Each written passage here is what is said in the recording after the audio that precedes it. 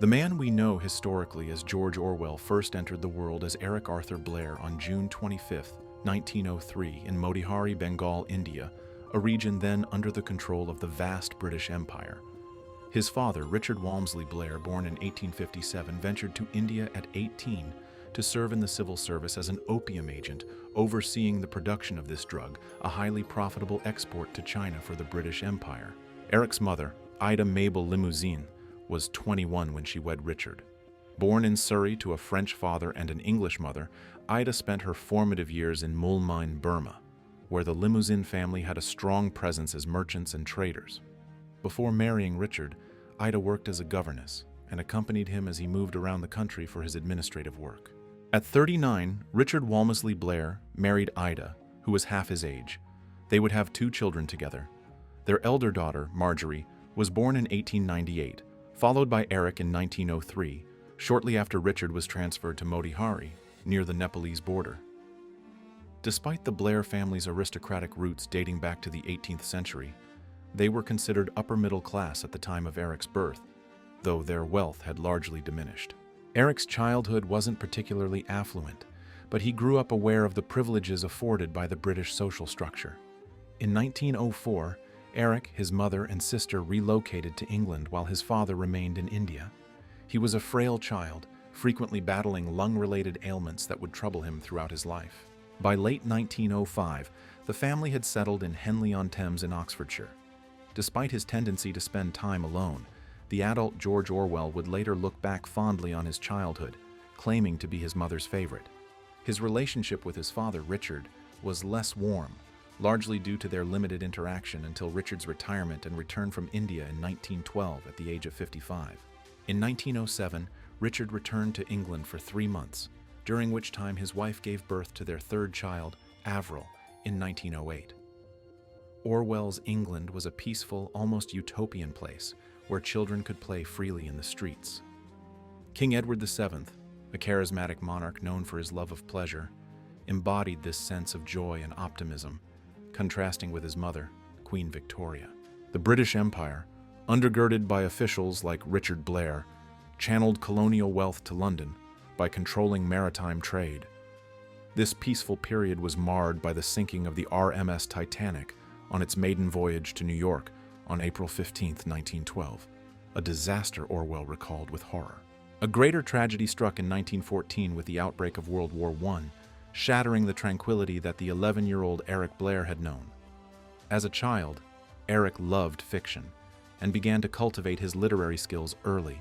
His mother had high educational aspirations for him, and in the summer of 1911, Eric began his studies at St. Cyprian's School near Eastbourne in Sussex.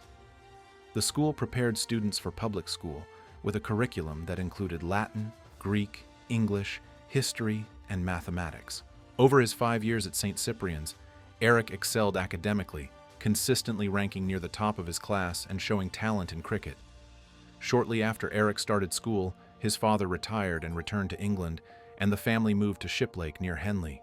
In Shiplake, Eric became close to the 3 Buddicombe children, Jacintha, Prosper, and Guinevere. Eric and Jacintha shared a passion for literature, and at 11, he aspired to be a famous author, writing Shakespeare-inspired plays and reading them to her. When war broke out in August 1914, Eric saw crowds of young men gathering at the station for the evening papers. Soon after, the 11-year-old wrote a patriotic poem encouraging young Englishmen to enlist, which was published in the local paper and read at St. Cyprian's Assembly to a positive reception. Later in life, Orwell despised his time at the school. In a lengthy essay published posthumously in 1968, he described beatings by the headmaster, Mr. Wilkes, poor living conditions, bad food, and preferential treatment for wealthier students. However, his schoolmates' recollections suggest that many of these criticisms were exaggerated. Despite his later feelings, Orwell continued to succeed academically at St. Cyprian's, winning the School English Prize in 1915 and the Classics Prize in 1916. In 1916, he won a Classics scholarship to Wellington College and placed 13th on the Eton examination. Since only 12 scholarships were available, he waited for a vacancy. After a term at Wellington in early 1917, Orwell went to Eton when a spot opened up. Founded by King Henry VI in 1440, Eton College remains the most prestigious English public school, known for educating the country's political and social elite. In his reflections on his 4 years at Eton, Orwell implied that he felt like an outsider, emphasizing his scholarship and social inferiority. As a King's Scholar exempt from fees, Eric Blair was actually part of an intellectual elite at the school, living on the college premises. While he had worked hard at St. Cyprian's, he became more relaxed at Eton, and his academic performance declined. Despite being a classics scholar, he ranked last in his Latin class and was moved to less demanding classical general studies, diminishing his chances of attending Oxford or Cambridge. By the time Orwell began his studies at Eton in May 1917, the initial enthusiasm for the Great War had faded into stalemate. Aside from older teachers replacing younger men who had joined the army, the Eton schoolchildren largely ignored the war and even the Russian Revolution. Nevertheless, the war deeply affected the Blair family. In 1917, the 60-year-old Richard Blair enlisted as a second lieutenant and went to France, while Ida worked at the Ministry of Pensions in London. The Blairs had moved back to Henley in 1915, but the house was rented out, so Eric and his younger sister Avril spent their holidays with the Buddicommes. Eric continued to share his literary ambitions with Jacintha, influenced by G.K. Chesterton, H.G. Wells, and D.H. Lawrence. Even after Richard Blair's return from France in 1919, Eric spent most of his time with the Buddicommes, and his affections for Jacintha bordered on the romantic, as expressed in his poems. By 1920, with 1 year left at Eton, Eric and his parents discussed his future. Eric and his mother hoped he would attend university, but Richard insisted he follow in his footsteps into the Imperial Civil Service. In the end, the father prevailed, especially given Eric's poor academic record at Eton, which made an Oxford scholarship unlikely. After his final term at Eton in 1921, he went to Southwold in Suffolk, where his parents had retired. In June 1922, shortly after his 19th birthday, Orwell passed the entrance exam for the Indian Imperial Police, a respectable if unremarkable career. He requested a posting to Burma, where his mother had spent her childhood and where his maternal grandmother still lived. After spending the summer with the Buddicommes, he sailed from Liverpool on October 27th and arrived in Yangon, the Burmese capital, a month later. On November 28th, he boarded the train to the police training college in Mandalay. When Orwell arrived in Burma, the country had recently been annexed by the British Empire, with British and Indian troops occupying the royal palace in Mandalay and forcing King Thibaw to abdicate in 1885. The British conquest was primarily driven by commercial interests, such as access to cheap rice, oil, and timber. Unlike other colonies, the British eliminated Burmese political institutions and formally annexed Burma to India, placing the country under military rule. By the time Orwell joined the police force, the political unrest that had plagued Burma since the British conquest was subsiding, but crime was on the rise. In 1924, there were 800 murders, and the prison population was around 16,000.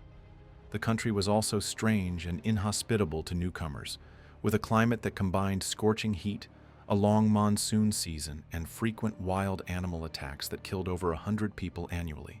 During his training, Orwell quickly learned Burmese and could speak to Burmese priests within a few years, but he remained aloof and lacked the drinking habits common among Burmese police officers.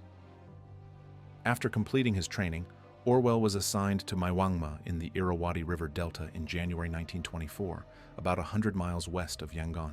As an assistant to the district superintendent, he oversaw a police station of 20 to 30 people. Later that year, he was moved to Tuantai, only 30 miles from Yangon, but a 2-day steamboat journey, where as a subdivision officer, he oversaw the police station and gathered intelligence in local villages. By the end of the year, he was promoted to assistant district superintendent and posted to Syrium, where his primary duty was to protect the Burma Oil Company refinery. Orwell was happier in Syrium, across the Bago River from Yangon, one of the few places in the country where he could enjoy Western luxuries. In April 1926, he was transferred to Mulmine, another attractive posting that allowed him to meet his grandmother and aunt. At the end of the year, he was moved to Kada on the Irrawaddy River west of Mandalay, where he contracted dengue fever. In July 1927, he was granted 6 months of leave to return to England and recuperate. Although his leave was due to illness, Orwell never returned to Burma after leaving in late July 1927. However, his 4.5 years in Burma deeply affected him and his literary career. He recognized the brutality of British imperial rule, but was also shocked by native Burmese practices that Europeans of the time considered backward and primitive. During a family holiday to Cornwall in September 1927, he announced his resignation from the Burma police and his intention to pursue a writing career. The news provoked a bitter reaction from his parents and strained his relationship with his father for years. That autumn, he visited an old tutor at Eton in Cambridge for advice on becoming a writer. Following the suggestion to move where writers and editors could be found, Orwell moved to London and found lodgings on Portobello Road in West London. In late 1927, he decided to dress in ragged clothes and visit Limehouse in London's working-class East End, the first of many tramping expeditions. While Orwell genuinely sympathized with the British working class and was touched by their kindness, he was also gathering material for his writing. In early 1928, drawn by favorable exchange rates and a desire to be in one of Europe's most literary cities, Orwell moved to Paris. During this time, he wrote short pieces for literary magazines, though none were published. He had more success in journalism, writing articles about censorship in England and the condition of the British working class based on his London experiences, as well as a piece inspired by his time in Burma. During his first year in Paris, Orwell lived in the bohemian Latin Quarter among writers and artists, often attending social events with his aunt Nellie Limousine, who lived nearby. After being hospitalized with influenza in March 1929, Orwell lived in poverty for months alongside a Russian friend, working as a dishwasher in a large hotel and later in a restaurant. Since Aunt Nellie could have provided financial support, Orwell's decision was likely driven by literary research. Living and working among the Parisian downtrodden, Orwell experienced the dirt and squalor he would describe in his first novel, Down and Out in Paris and London, published in 1933. After almost 2 years in Paris, Orwell returned to Southwold in December 1929. While still in Paris, he had written The Spike, referencing his experiences as a tramp in London.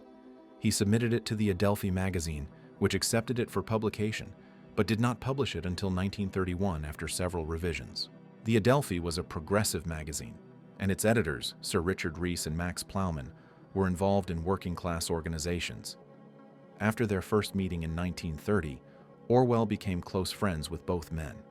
Despite his strained relationship with his father and the town's reputation as a retreat for the British upper classes, Orwell remained based in Southwold for much of the next 5 years, working out of his bedroom and occasionally scandalizing the family with his unconventional lifestyle. In addition to writing about his experiences in France, Orwell worked as a book reviewer for the Adelphi and became a regular contributor by 1931. He supplemented his income by tutoring the children of family friends, but also went tramping in London regularly.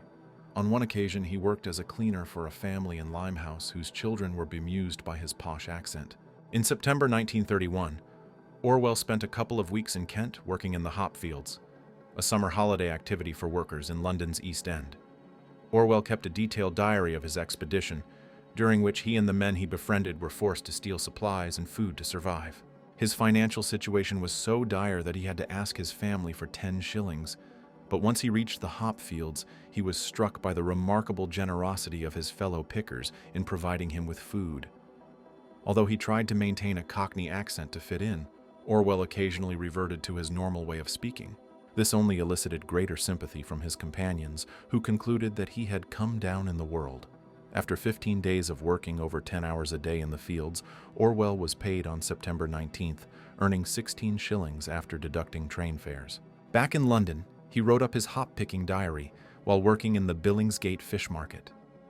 The living conditions at his cheap lodgings in Tooley Street near London Bridge were so revolting that Orwell asked his parents for money and moved to the more respectable Harrow Road in West London.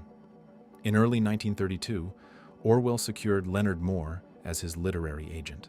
At the time, he was seeking publication for the manuscript of A Scullion's Diary, based on his experiences in Paris, which had been sent to T.S. Eliot at Faber and Faber, who found it interesting but too short. While he struggled with his literary career, he found a job as a master at Hawthorne's High School for Boys in Hayes on the western outskirts of London, which he described as one of the most godforsaken places I have struck. In June, he received news from Moore that the publisher Victor Gollancz was prepared to publish A Scullion's Diary for an advance of £40. After making the suggested edits, it was published under the title Down and Out in Paris and London in January 1933. The author insisted on using a pseudonym rather than his real name, Eric Blair, and eventually chose George Orwell because it's a good round English name. The name George came from St. George, the patron saint of England, while Orwell came from the River Orwell, which flows through Ipswich in Suffolk. 5 years after his return from Burma, the 29-year-old Eric Arthur Blair was now a published novelist under the name George Orwell. Although Down and Out received positive reviews and was listed among the best sellers of the week by the Sunday Express, Orwell's life and career remained unstable. Although his contemporaries recognized his intelligence and wit, his writing was unoriginal and seemed old-fashioned for the time. By almost 30, he was unhappy and sought comfort in religion, attending the Anglican Church in Hayes, though he later criticized religious practice.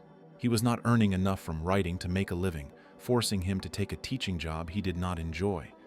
In 1933, he transferred to Frey's College in Uxbridge to teach French. Meanwhile, he suffered setbacks in his romantic life in Southwold. In 1930, he proposed to Brenda Salkeld, the daughter of a clergyman who taught at a nearby school, but she preferred to remain friends. In 1931, he was in an intimate relationship with Eleanor Jacques, but she was already romantically involved with Orwell's friend Dennis Collings and would marry him in 1934. In January 1933, Orwell sent Moore 100 pages of Burmese Days, a novel inspired by his time in Burma, and by November, he delivered the completed manuscript. After falling dangerously ill with pneumonia in late December, Orwell returned to Southwold in the new year to recuperate, where he learned that Gollancz had rejected Burmese Days, fearing a libel suit. As a result, the novel was first published in the United States in October 1934 by his American publisher, Harper Brothers. The novel is set in the fictional town of Kiauktada, based on Katha, the Burmese town where Orwell had his final posting before returning to England. Its main character, John Flory, is an unmarried teak merchant bored by the local European community and preferring the company of an Indian hospital doctor. Flory falls in love with Elizabeth Lackerstein, the niece of a timber firm manager, and dismisses his Burmese mistress. However, the arrival of an army officer named Lieutenant Verrill prompts Elizabeth to transfer her affections to the man with greater prospects. Meanwhile, Flory defends his Indian friend, Dr. Veraswamy, against attacks by Upo Keen, a corrupt Burmese businessman. Keen's efforts create tensions between the Burmese and European populations, and Flory becomes a hero by helping to control an anti-British riot. After Verrill leaves Elizabeth without saying goodbye, she returns to Flory, only to abandon him again when Upo Keen bribes his former mistress to publicly expose their affair, leading a despairing Flory to shoot himself. While awaiting the publication of Burmese Days, Orwell wrote the novel A Clergyman's Daughter over 6 months, presenting Moore with the manuscript in early October 1934. The novel's heroine, Dorothy Hare, is the daughter of a Suffolk rector who ends up in London after suffering a mental breakdown. The novel follows her journey as she joins a group of tramps hop-picking in Kent, finds herself in a prostitute's boarding house in London, spends a night begging on the streets in Trafalgar Square, and works at a private school in West London before being rescued by a friend and returning home. The plot and the character of Dorothy seem to provide a means for Orwell to reflect on his personal experiences in rural Suffolk and among the London poor, offering social commentary in the process. Perhaps for this reason, Orwell disliked the book and did not allow it to be reprinted during his lifetime. In late October, thanks to Aunt Nellie's influence, Orwell secured a part-time job as an assistant at Book Lovers' Corner, a bookshop in Hampstead in northwest London, run by Francis Westrope and his wife, Myfanwy. With accommodation included at the Westropes' flat, Orwell lived in London permanently for the first time, with access to the literary world. By working 5.5 hours a day, he could dedicate his free time to writing. For most of the 15 months he spent at the bookshop, Orwell worked on Keep the Aspidistra Flying, a novel about a poet who struggles to gain recognition from a literary elite that is mostly closed to him. Once again, there are autobiographical elements to the story, although Orwell himself was no longer a complete outsider to the London literary scene. During this time, Orwell was also exposed to the left-wing politics of the Westropes, longtime members of the Independent Labour Party, a radical and revolutionary sect within the larger mainstream Labour Party. Although Orwell had not yet developed a defined set of political beliefs, his anti-imperialism and sense of fairness were already drawing him towards socialism. Orwell spent much of late 1934 and 1935 in lengthy discussions with Gollancz about his manuscripts. A Clergyman's Daughter was published in March 1935 to mixed reviews that praised the treatment of specific scenes but criticized the style and plot. Gollancz was now confident enough to publish Burmese Days after Orwell agreed to carefully check the lists of British officials in Burma to ensure no one shared a name with any of his characters. In late June, the novel was published in the UK and received mostly positive reviews, including one in the New Statesman from the writer Cyril Connolly, an old friend from St. Cyprian's in Eton. This led to a reunion between the two men after 13 years, and they remained close friends until Orwell's death. Meanwhile, in spring 1935, Orwell met Eileen O'Shaughnessy, a psychology student at University College London. Almost immediately, Orwell was intent on marrying Eileen, and the two went on frequent dates, though Eileen did not immediately agree to his proposal and planned to finish her course before making a decision. While continuing work on Keep the Aspidistra Flying, Orwell became a regular book reviewer for the New English Weekly, a literary journal launched in 1932. After submitting the manuscript for Aspidistra on January 15, 1936, Gollancz suggested he travel to northern England to provide commentary about social conditions, contributing to the literature of deprivation written during the Great Depression of the 1930s. On January 31st, Orwell left London without a clear destination, reaching Manchester by February 3rd. Using a list of the Adelphi's regional representatives provided by Richard Rees, Orwell found places to stay in Wigan, Liverpool, Sheffield, Leeds, and Barnsley over the next 2 months. He kept a detailed diary about his meetings with working-class people in the docks and mines, recording his shock at the extreme deprivation he witnessed. During his stay in Barnsley, he attended a meeting addressed by Sir Oswald Mosley, a former Labour minister who had become the leader of the British Union of Fascists. Developed by Italian leader Benito Mussolini in the 1920s, fascism was a political ideology that channeled popular frustration about economic hardship into hatred for minority groups. In 1933, Germany came under fascist rule as Adolf Hitler's Nazi Party came to power, and the economic depression made Britain susceptible to such an ideology. Orwell was dismayed by the violence displayed by Mosley's black shirt supporters and his ability to persuade his audience. After returning to London at the end of March, Orwell moved to a tiny cottage in Wallington, Hertfordshire on April 2nd, which he used as a weekend retreat for over a decade. When Orwell received news that Keep the Aspidistra Flying had been published, he was already transforming the diary of his northern journey into a novel that would become The Road to Wigan Pier. It is unclear whether Eileen was living with Orwell when he moved to Wallington, but on June 9, 1936, the two were married at the local village church. Since George Orwell was only a literary pseudonym and Eric Blair was still known by that name by his friends and acquaintances, Eileen took the surname Blair. Eileen had abandoned her degree and may have expected to be involved in her husband's work, but found herself largely excluded. By the end of the year, Orwell finished writing The Road to Wigan Pier and sent the manuscript to Gollancz on December 15th. The first half of the book documents his investigations of living conditions in the north of England, while the second half features an essay about his political beliefs and attitudes to socialism. After some difficulty, it was published in March 1937. In late 1936, Orwell was closely following events in Spain, where the Republican government was facing a military revolt led by General Francisco Franco in Morocco. The conflict soon escalated into a full-scale civil war, and the Republican government decided to arm the trade union militias for its defense. By the end of 1936, Franco's nationalists began receiving support from German and Italian fascists, while the Soviet Union mobilized its network of European communists to form international brigades to support the Republicans. In late 1936, Orwell resolved to travel to Spain, arriving in Barcelona at the end of December.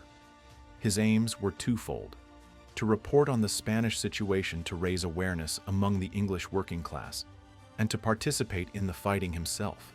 Through connections with the Independent Labour Party, he joined a militia unit organized by the United Workers' Marxist Party, POUM, a revolutionary group opposed to the Soviet Union and its leader, Joseph Stalin.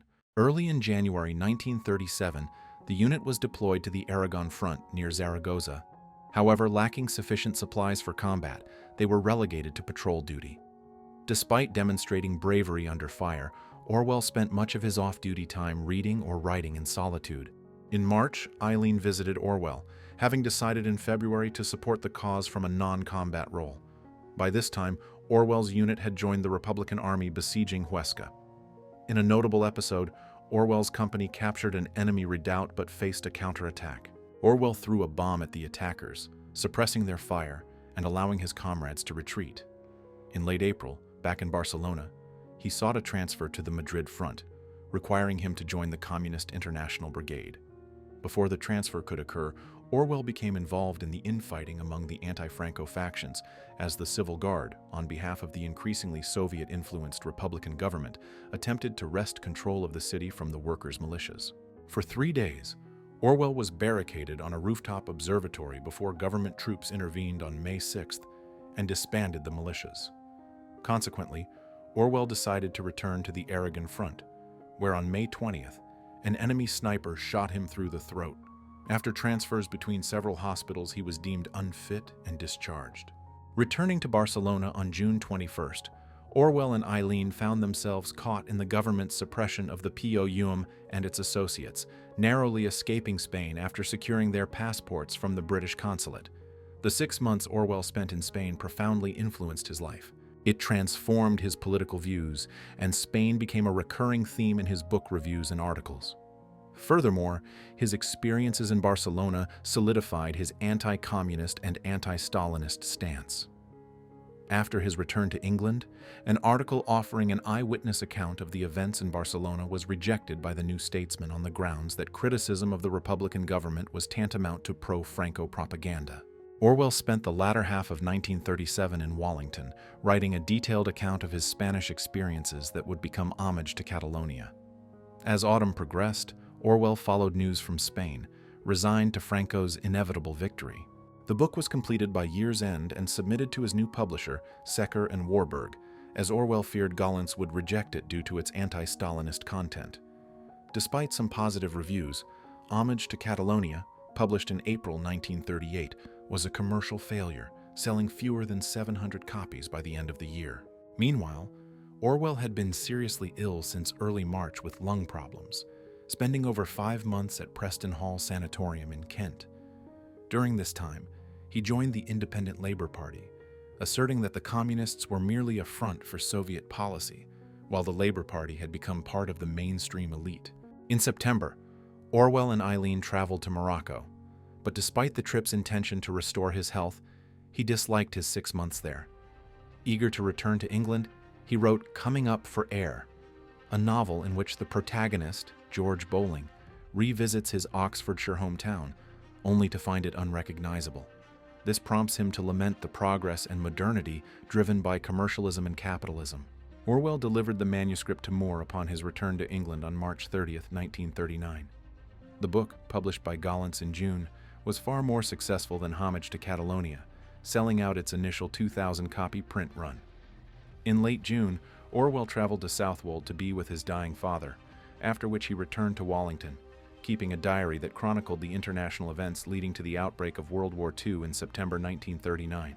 Shortly before the war, Eileen found work in the government's censorship department in London, where Orwell had expected to join her. Instead, he spent the next 9 months in Wallington. Despite his previous opposition to the war, Orwell was motivated by patriotic duty when it began and sought to contribute despite his health issues. Orwell was not alone among writers in questioning the value of their work during wartime. Unable to find a more useful occupation, he continued work on his essay collection, Inside the Whale, published by Gollancz in March 1940. Orwell also found a new outlet in Horizon, a monthly literary magazine edited by Cyril Connolly, launched on New Year's Day 1940. By May, Orwell and Eileen moved to a new flat in London near Regent's Park, from where they received news of the evacuation of Dunkirk and the surrender of France on June 17th. The events in France also brought personal tragedy, as the Orwells learned that Eileen's brother, Lawrence, had been killed while serving as a medic with the British Expeditionary Force. The fall of France led to fears of a German invasion of England, prompting Foreign Secretary Anthony Eden to announce the creation of the local defense volunteers, soon renamed the Home Guard, as a last line of defense. In mid-June, Orwell enthusiastically joined a company of about 10 volunteers in St. John's Wood and was soon promoted to sergeant. The group's activities included meeting twice weekly to perform guard duty at the local telephone exchange and other strategic points. Additionally, Orwell joined a project convened by Fred Warburg, his publisher, to bring writers together to address war-related issues. Orwell agreed to begin the series with a book about the prospect of a democratic socialist Britain. Written during the London Blitz, while bombs fell around him, The Lion and the Unicorn begins with an examination of English identity. Orwell argues that the failure at Dunkirk was a failure of capitalism, and that Britain could only win the war with a socialist government, reflecting his belief that only the people and workers could effectively defend democracy. At the start of 1941, Orwell was commissioned to write a regular London letter for the American political journal Partisan Review. Over the next few years, this served as an outlet for his experiences on the home front, as well as his hopes for social and economic transformation after the war. He also defended the Home Guard as a viable fighting force and welcomed the influx of younger working-class volunteers seeking soldiering experience before joining the armed forces. Despite the German bombing campaign and the destruction of much of London's financial district and the East End, Orwell observed that his fellow Londoners viewed the war with a mixture of helplessness and disinterest.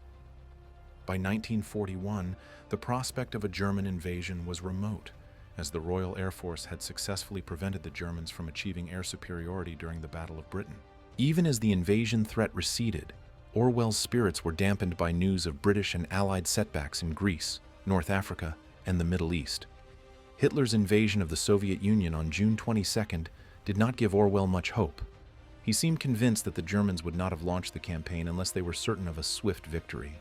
Orwell had been in London seeking wartime employment for over a year when, in August 1941, he was offered a radio producer position at the BBC's Indian section.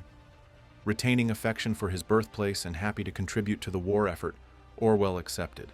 The job involved preparing 3 daily news commentaries in English for broadcast to India and Japanese-occupied territories like Malaya and Indonesia. Further news summaries were translated into local languages, along with political and cultural programs.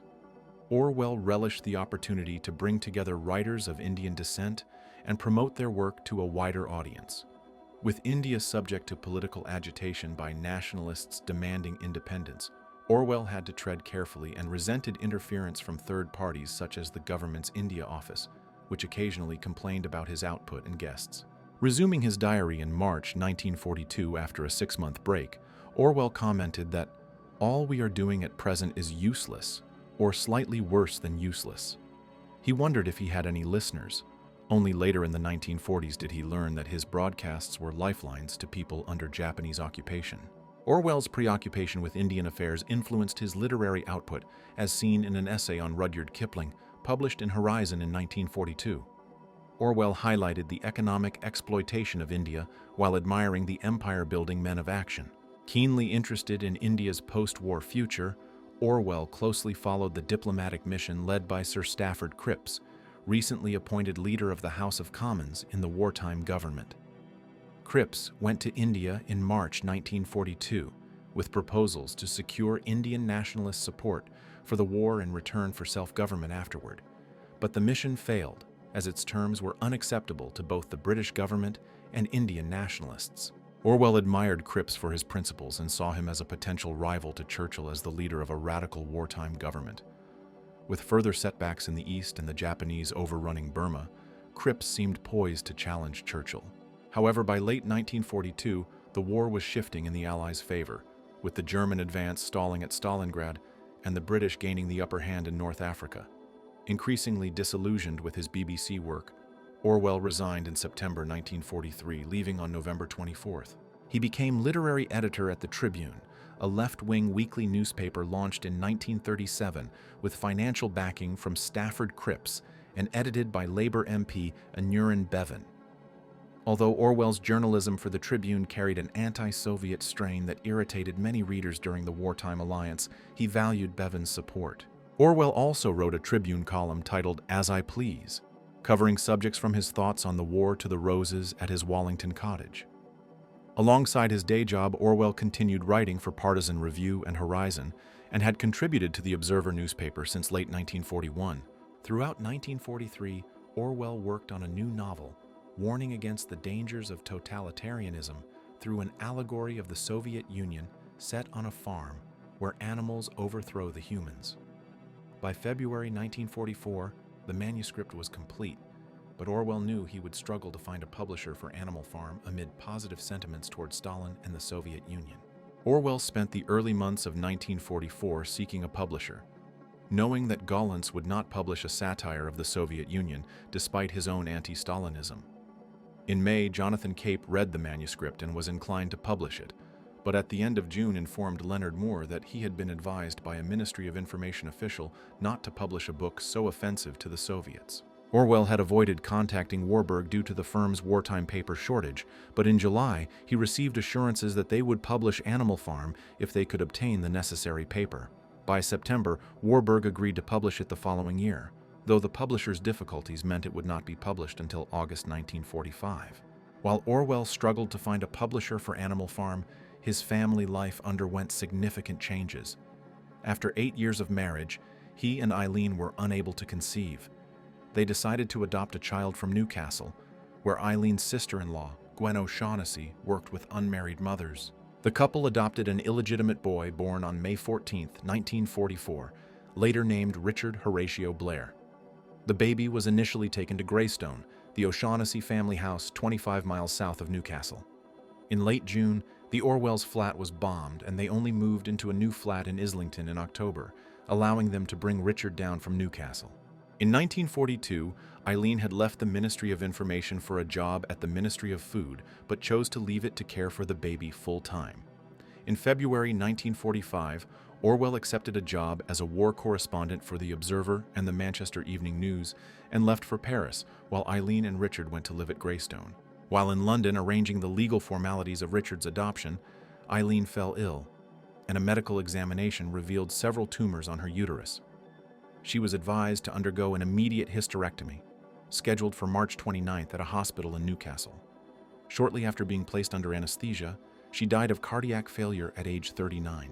Orwell, himself taken ill in Paris, returned to England upon receiving news of his wife's death. Though shocked and deeply saddened, Orwell returned to his duties as a war correspondent on the continent after Eileen's funeral in Newcastle. Back on the continent, Orwell followed the Allied advance east into Germany, reporting on the devastation. He stayed for a few weeks after the German surrender on May 8th, documenting the rounding up of the remnants of the German army, before returning to London by the end of the month. By the end of June, he found a nurse for Richard, who was brought back to the Islington flat in July. The publication of Animal Farm in August was an incredible success, selling almost 5,000 copies in 6 weeks and establishing Orwell as a leading writer of the day. In a short, 100-page novel, Orwell describes how the animals take over a poorly run farm by overthrowing the human farmer in a revolution led by the pigs Snowball and Napoleon. After an initial improvement in conditions, Snowball and Napoleon clash over plans to modernize the farm, leading Napoleon to send dogs to chase Snowball out of the farm. With the help of a young pig named Squealer, Napoleon persuades the animals that Snowball has been sabotaging the farm and orders his dogs to execute animals suspected of sympathizing with his rival. By the end of the book, most of the animals are impoverished, while the pigs increasingly act like humans. Orwell wrote Animal Farm as an attack on Stalin's dictatorial methods, misrepresentation of reality, and the way he established an entrenched elite that resembled the old Russian aristocracy and betrayed the principles of socialism. Napoleon and Snowball in Animal Farm represent Stalin and his rival Leon Trotsky, the Soviet revolutionary leader who had been Vladimir Lenin's right-hand man following the revolution of 1917 and was widely expected to succeed Lenin after his death in 1924. Instead, Stalin outmaneuvered Trotsky and his allies during the 1920s. Though exiled in 1929, Trotsky continued to be hunted by Stalin's agents. Those who opposed Stalin in the Soviet Union were denounced as Trotskyists and purged from the party, and Trotsky himself was assassinated by a Stalinist agent in Mexico in 1940. After the astonishing success of the book, Orwell feared British conservatives would use it as an attack on socialism rather than Stalin, and wanted to clarify that he remained a committed socialist. Orwell welcomed Clement Attlee's Labour government in July 1945, but his hopes for more radical political change were not realized. He began working on a new novel set in a dystopian totalitarian society and hoped to leave London. Shortly before her death, Eileen had noted that he was overworked with his newspaper and journal writing, and they discussed moving to the country, where he would have more time for fiction. By September 1945, Orwell planned to move to the Scottish island of Jura in the Inner Hebrides, renting a farmhouse called Barnhill, remaining in London while the house was renovated. Although he established a routine in his Islington flat with Richard and his housekeeper nurse Susan Watson, Orwell was in poor health and desperately lonely, prompting him to propose marriage to several younger women, all of whom declined. Orwell planned to go to Jura in the spring of 1946, but a tubercular hemorrhage in late February and his sister Marjorie's death delayed his departure until the end of May. At Barnhill, Orwell was accompanied by his surviving sister Avril, his adopted son Richard, and his nurse Susan. While the house was a pleasant retreat, it was 7 miles from the nearest village, Ardlusa, requiring Orwell to buy a motorbike for trips to collect groceries and supplies. Barnhill's remoteness benefited Orwell by providing the time he needed to rest and focus on his novel writing, though it made it difficult to stay in touch with friends in London. Some invited to Jura decided against visiting upon realizing the trip would take the better part of 2 days, involving trains, buses, boats, and a taxi ride, potentially requiring walking depending on the weather and road conditions. Though he promised his agent, Leonard Moore, that he expected to complete most of the new novel by early autumn, distractions associated with life on a remote Scottish island hindered progress. During the 1930s and 40s, Orwell had witnessed the totalitarian regimes of Hitler's Germany and Stalin's Soviet Union with alarm, and during the war, he was uncomfortable with the British government's methods of controlling and censoring information. He believed that the foundations of totalitarianism lay in the misuse of language to manipulate the truth, and was pessimistic about humanity's susceptibility to such manipulation. Orwell intended his novel as a warning, and was desperate to make progress despite his failing health. By September, he had written around 50 pages when he returned to London to meet friends and make professional arrangements. Meanwhile, a BBC radio adaptation of Animal Farm aired in January 1947, and Orwell switched to Secker and Warburg as his primary publisher after persuading Victor Gollancz to release him from his contract. By April, Orwell was back at Barnhill, aiming to finish the novel by early 1948, but continued ill health prevented him. After a falling out with Orwell's sister Avril, Susan Watson had left Barnhill the previous autumn. Richard Rees took it upon himself to spend most of the year at Barnhill caring for Orwell. He had almost finished writing the first draft of the novel, but a planned trip to London in November was abandoned when it was clear he was too ill to travel. A doctor diagnosed him with tuberculosis, and Orwell was admitted to a hospital near Glasgow shortly before Christmas. His condition improved in the spring, and he returned to Jura, working on the second draft of the novel against his doctor's advice to rest for 6 hours a day. By October, the manuscript was ready to be typed, but Orwell was seriously ill again. He asked Warburg to find a typist willing to travel to Barnhill. When none could be found by mid-November, the author began typing it himself. Orwell and his publisher titled the novel 1984, choosing a future year when the described events might occur. In early 1949, Orwell left Jura for the last time to stay at a sanatorium in the Cotswolds. Meanwhile, Warburg was appalled by the manuscript, viewing it as a satirical attack on the Soviet Union and fearing it would be used as anti-Soviet propaganda. However, the setting of 1984 is not the Soviet Union, but an extreme version of wartime England. In the novel, England is called Airstrip 1 and is part of Oceania, which struggles for global dominance against rivals Eurasia and Eastasia. Big Brother, Oceania's leader, is ubiquitous on posters and television screens, in public and private.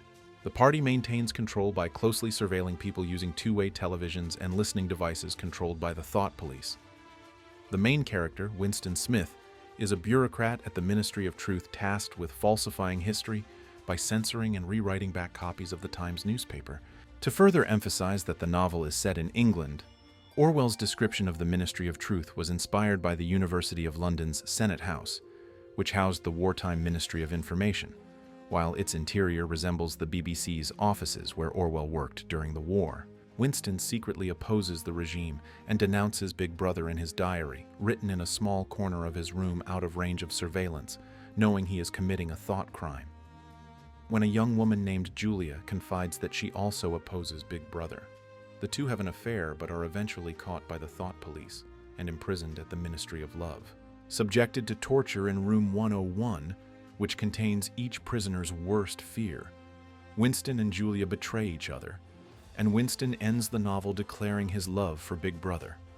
Despite expressing a desire to write more novels, Orwell's health did not improve, and he seemed to realize he was dying.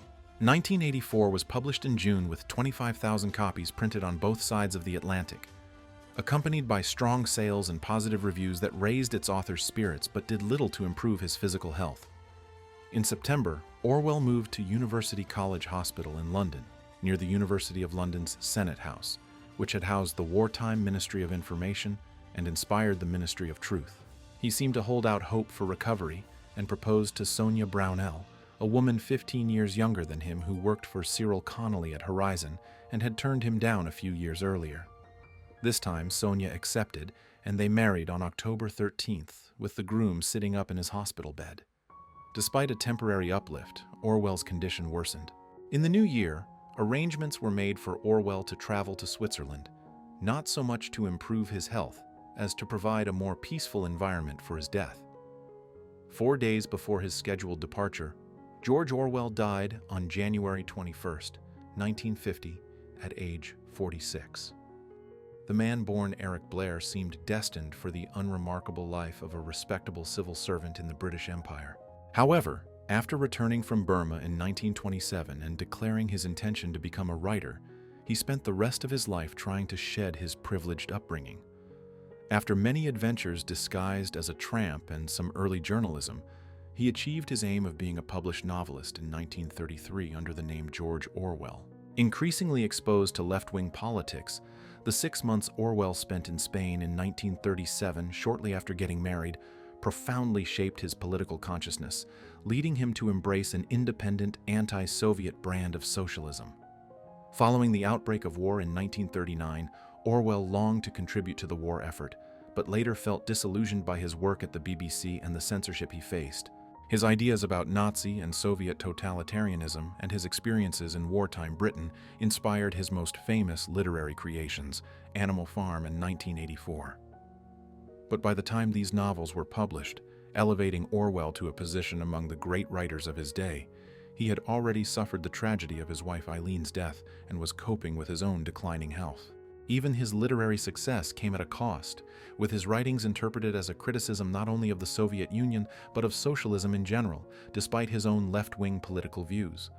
Ultimately, his criticism may have been of authoritarianism in general, a subject that still attracts debate and political analysis to this day. What are your thoughts on George Orwell? Was he a great novelist with profound insights into human society, or was he a mediocre writer whose influential political satires have only served to undermine the political causes he championed? Please share your thoughts in the comments section. Thank you for watching.